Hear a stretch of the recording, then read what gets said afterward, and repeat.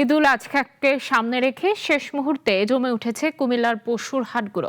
সীমান্তবর্তী এই জেলায় এবার ভারতীয় গরুর প্রভাব না থাকায় হাটে দেশি গরুর দাপট, চাহিদাও বেড়েছে কয়েক গুণ। বাড়তি দামের অভিযোগ ক্রেতাদের, কাঙ্ক্ষিত দাম মিলছে না বলে দাবি বিক্রেতাদের। রুবেল মজুমদারের রিপোর্ট।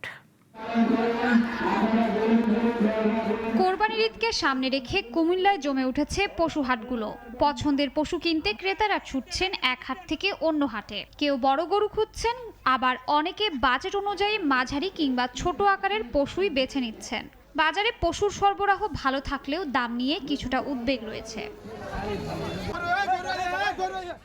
এবার জেলার হাটগুলোর বড় আকর্ষণ হয়ে উঠেছে বিশাল আকৃতির উট সুলতান। ব্যতিক্রমী এই উট দেখতে বিভিন্ন হাটে ভিড় করছেন নানা বয়সী মানুষ। শিশু কিশোরদের মধ্যে তৈরি হয়েছে ব্যাপক আগ্রহ।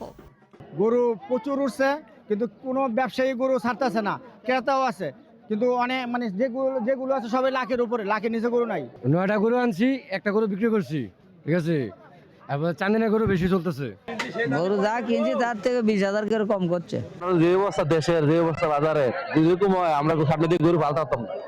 এবার বাজারে দেশি জাতের গরুর প্রতি ক্রেতাদের আগ্রহ বেশি থাকলেও উন্নত বিদেশি জাতের ষাঁড় গরুও দেখা যাচ্ছে বিভিন্ন হাটে। কুমিল্লা জেলায় এবার 432টি পশুর হাট বসেছে। 17টি উপজেলায় এবার চাহিদার তুলনায় প্রায় 12,000-এর বেশি গরু প্রস্তুত হয়েছে বলে জানিয়েছেন সংশ্লিষ্টরা।